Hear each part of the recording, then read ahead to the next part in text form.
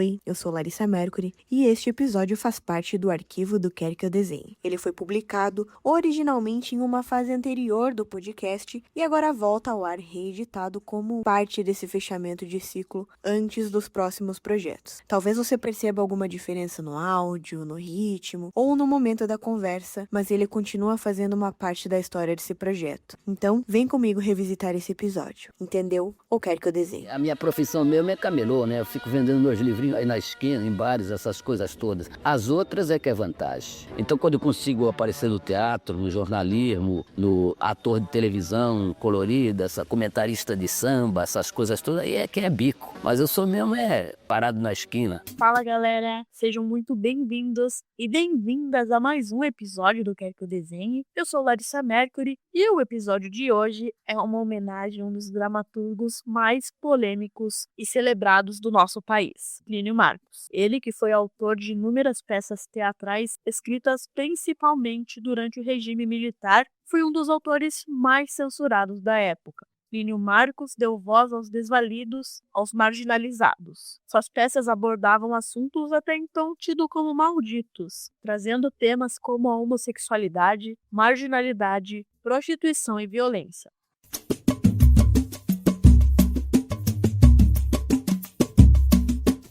Nascido no dia 29 de setembro de 1935 em Santos, Plínio Marcos de Barros era de origem humilde, só estudou até o primário e teve diversas profissões. Foi funileiro, quis ser jogador de futebol, serviu na aeronáutica e chegou até a jogar na Portuguesa Santista. Mas foram as incursões ao mundo do circo, desde os 17 anos, que definiram seus caminhos. Atuou também tanto na rádio quanto na televisão em Santos. Em 1958, começou no Teatro Amador de Santos com a Patrícia Galvão, a Pagu. Nesse mesmo ano, escreveu seu primeiro texto a ganhar uma montagem. Barrela foi um sucesso de escândalo. A peça foi censurada após a sua primeira apresentação e teve sua suspensão durante 21 anos. O enredo de Barrela surgiu quando Plínio soube de um caso verídico de um jovem que foi currado na cadeia. Quando voltei para Santos, depois de viajar com o circo, essa coisa toda, estava trabalhando lá num circo de Santos e soube desse caso, que um garoto entrou na cadeia e foi currado. Barrela significa aquela borra do sabão que sobra, que não serve para nada. E entre marginais significa o lixo, Barrela. Barrela ele, é o lixo. E esse cara saiu da cadeia e ficou esperando. Cada um que saía, ele estava em depósito, né? Cada um que saía, ele matava. Matou uns 5, 6. E quando pegaram ele contou a história. Aquilo me chocou tanto que eu escrevi a peça, que era a única forma de linguagem que eu tinha era de teatro, que eu era artista de circo, de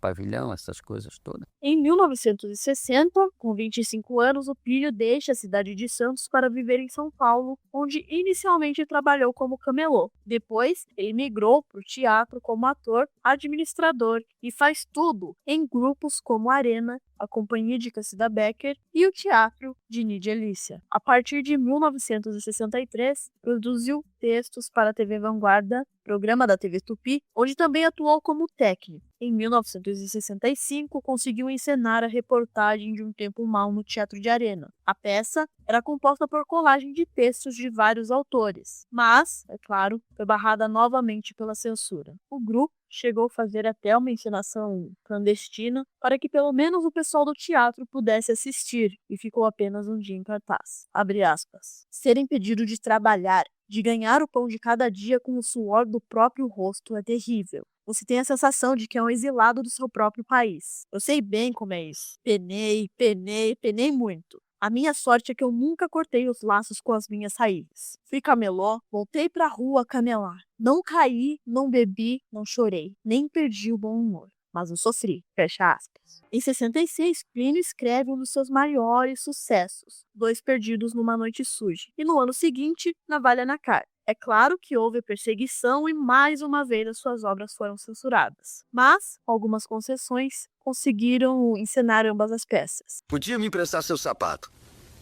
Você ficou goiaba? Não só teu arranjar um emprego. Olha pra minha cara, vê se eu tenho cara de trouxa. Ô, rapaz, não é nada disso. Você me empresta seu sapato, eu arranjo um emprego. E depois eu te ajudo a comprar flauta. Aqui pra você. Rapaz, isso não é que de... Se se peço meu pari pisante, se se manda, daí eu fico aí, ora. Veja. Não é nada disso, rapaz. Eu só pensei que você ia... burro. Que devia ser teu pai.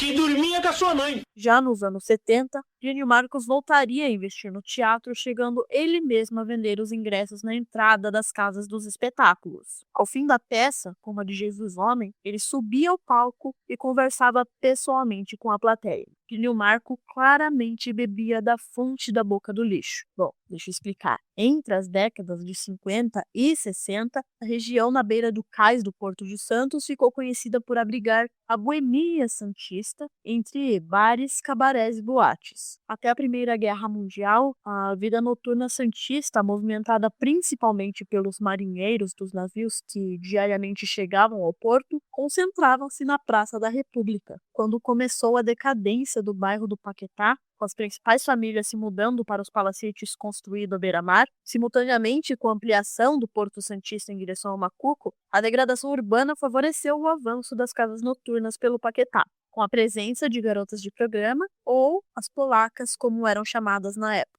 A Boca teve o seu auge na década de 60 e 70 e a região ficou conhecida como a Boca do Lixo ou então a Boca Maldita. A partir do fim da década de 1970, a containerização das cargas, que abreviou a permanência dos navios nos cais, e o empobrecimento da cidade, submetida à dura repressão militar, levaram à decadência da Boca do Lixo, que perdeu todo o seu glamour e ficou apenas conhecidas e marcadas pelo baixo meretrício. Quando eu digo que Plínio bebeu da boca do lixo, eu quero dizer que ele se inspirou fortemente nas figuras que por lá viviam. Plínio fitava as figuras folclóricas da noite e depois as transformava em personagens tão icônicos de seus textos. Por mais que um homem esteja duro e cínico com esse confronto do dia a dia, com essa batalha sem glória, ele sempre conserva no coração dele um pequeno núcleo, como um olho violeta, um lugar sensível onde ele guarda algum eco de algum momento de amor que ele viveu na vida dele. E bendito é quem pode tocar este homem neste pequeno núcleo e por aí despertá-lo para as lutas de libertação coletiva. Em 1969, o autor escreve a peça Abajur Lilás. A peça era comandada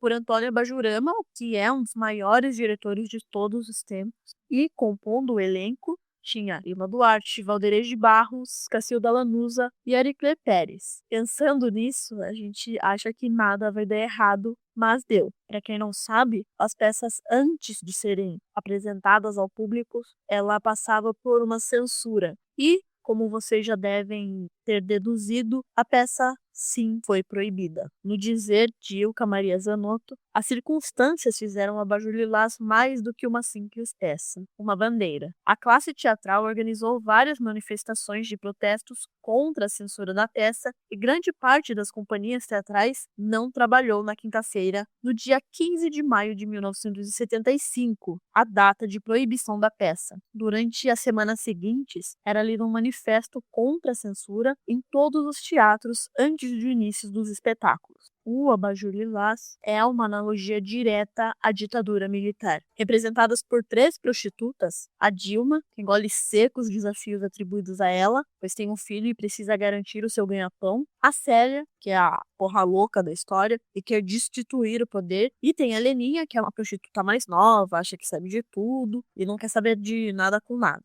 Outro personagem de peso é o cafetão gay, o Giro, que é o dono da casa, ou do Mocó, como eles mesmos dizem. O Giro usa essas mulheres, se utiliza delas e as submete a abusos e tortura. Afinal, é ele que detém a propriedade. E também tem a figura do seu guarda-costa, o seu capataz, Oswaldo, que tem o seu papel de torturador, de opressor. Eu cheguei a comentar aqui com vocês que em algum dos episódios eu fiz teatro e uma das peças das quais eu tive o prazer de encenar foi o Abajur Lilás. Eu fiz a Dilma e ensaiamos por quase 2 anos a peça, mas não chegamos a estrear. Mesmo assim, eu guardo com carinho essa época específica da minha vida onde eu pude experienciar tal coisa. Nos meados de outubro de 1979, que completava seus 20 anos de proibição pela censura. A peça estreou em dezembro no porão do TBC, o Teatro Brasileiro de Comédia em São Paulo, e foi gentilmente cedido por Antônio Abajurama, diretor do TBC na época.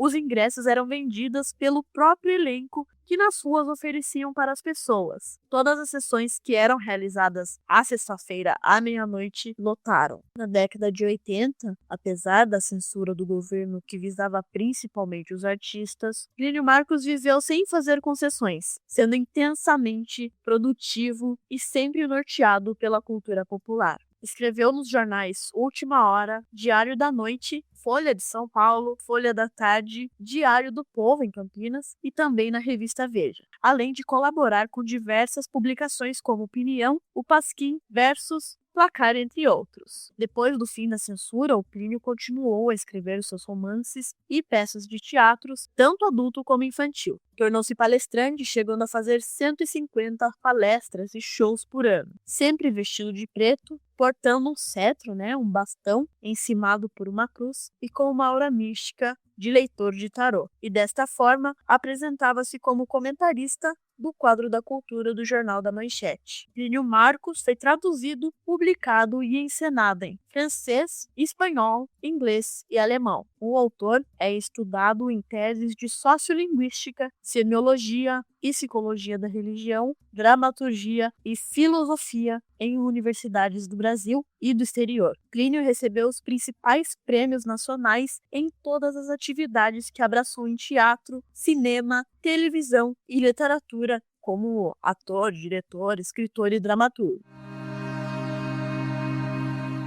Plínio Marcos era portador de diabetes e sua saúde entrou em declínio a partir de agosto de 99, quando sofreu um derrame cerebral que deixou sequelas com a paralisação do seu lado esquerdo, capacitando assim a sua respiração sem o auxílio de aparelhos. Após sofrer um segundo derrame no fim de outubro, foi internado no Instituto do Coração em São Paulo com infecção pulmonar. Plínio faleceu 2 dias depois da sua internação, aos 64 anos de idade. Às vezes o cantor das canções soluçantes, o carregador amargo da amargura, o sonhador dos sonhos inúteis, o perdedor de salário miserável. Mas agora eu quero cantar o destino do ser humano. E se de alguma maneira eu arranhei seu coração nessa noite, não me queira mal. Arrebente em soluço e chora comigo, porque eu tenho esperança, porque eu tenho fé, porque eu sou uma pessoa de teatro e por causa disso eu confio muito, porque eu pus filhos no mundo e amo tanto quanto você, criança de hoje. Por causa disso tudo, eu só tenho um desejo. É o desejo de pertencer a você, assim como eu gostaria de pertencer a toda a humanidade. Esse foi mais um episódio do Quer Que Eu Desenhe. Para realizar esse episódio, eu utilizei fontes do site do autor, pliniomarcos.com, Wikipedia, Almanaque da Folha, Diário do Litoral, Novo Milênio e áudios da TV Cultura, da entrevista do autor no Roda Viva, áudios da TV Globo, da entrevista com Pedro Bial e também do livro Bendito Maldito, uma biografia de Plínio Marcos, escrita por Oswaldo Mendes. É isso, pessoal. Não se esqueçam de compartilhar esse episódio, mande a sua sugestão de tema, de pauta e também acompanhe a nossa página no Facebook e no Instagram. Não se esqueçam de clicar em seguir aqui no aplicativo e assim que eu publicar um conteúdo novo, você será o primeiro a saber. Entendeu? Ou quer que eu desenhe? Eu gostaria imensamente que as minhas peças estivessem superadas. Elas só não são superadas porque o país não evolui. Ele fica cada vez pior. As pessoas ficam achando que o passado serve de exemplo, o futuro é uma querela e o presente é um pé no saco mesmo.